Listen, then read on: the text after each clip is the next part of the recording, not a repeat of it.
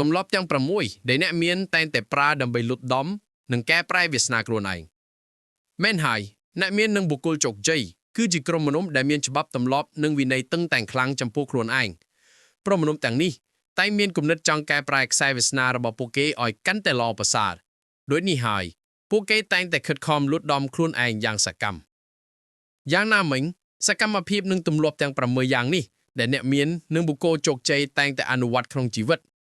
1. តែងតែជឿថាជោគវាសនាគឺនៅក្នុងដៃ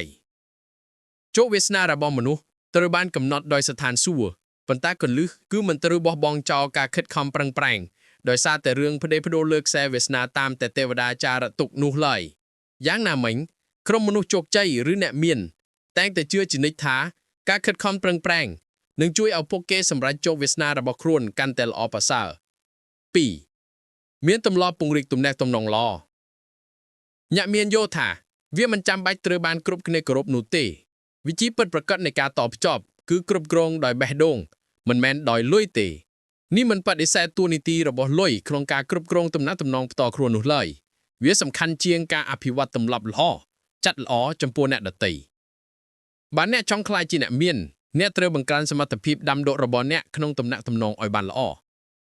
3. គ្រប់គ្រងលំហូរសាច់ប្រាក់បានល្អមនុស្សដែលគេហៅថាអ្នកមានគឺមានទម្លាប់ល្អខ្លាំងព្រោះគេយល់ច្បាស់អំពីលុយចេញនិងលុយចូលមិនថាអ្នកមានលុយច្រើនប៉ុណ្ណាទេទម្លាប់លើកដៃបានស្រន់សុំលុយគឺជារឿងឆោតល្ងងបំផុតដើម្បីសុវត្ថិភាពអ្នកគួរតែដាក់ប្រាក់នៅក្នុងធនាគារជាដាច់ខាតដើម្បីការពារតម្លៃរបស់វាជំនួសឲ្យតែមិនគិតលុយនៅក្នុងទីផ្សារនៅពេលដែលអ្នកមិនមានលទ្ធភាពទិញវា 4. ស្រឡាញ់ការងារដោយស្មោះសម្រាប់អ្នកមានពិតប្រាកដគោលបំណងសំខាន់នៃការងាររបស់ពួកគេគឺមិនមែនដើម្បីរកប្រាក់ទេប៉ុន្តែគឺស្រឡាញ់ការងាររបស់ខ្លួនយ៉ាងពិតប្រាកដពួកគេស្រឡាញ់ការងារដោយស្មោះនិងបន្តសារទោយ៉ាងខ្លាំងចំពោះការងារនេះជាទម្លាប់ល្អមួយដែលអ្នកក្រមួយចំនួនមិនមាននោះឡើយពួកគេទ្រាំយកការងារជាឧបករណ៍ដើម្បីរកប្រាក់ចំណូលនិងរស់នៅមានជីវិតតែប៉ុណ្ណោះ 5. ធ្វើជាម្ចាស់លុយមិនមែនទាសាទេ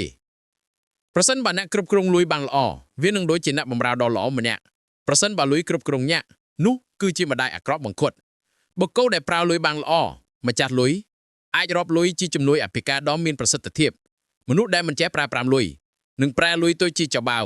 លោភលន់ចង់បានគេដំតឹងនឹងចំណេញនិងទីបំផុតคล้ายទៅជាទាសាលុយ 6. ទទួលស្គាល់និងពេញចិត្តនៅតួនាទីនៃទម្លាប់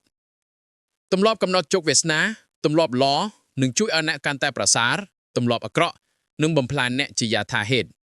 ដូច្នេះអ្នកមានយល់ថាទម្លាប់នឹងកំណត់ពីភាពជោគជ័យឬបរាជ័យនៃបុគ្គលម្នាក់ៗពោល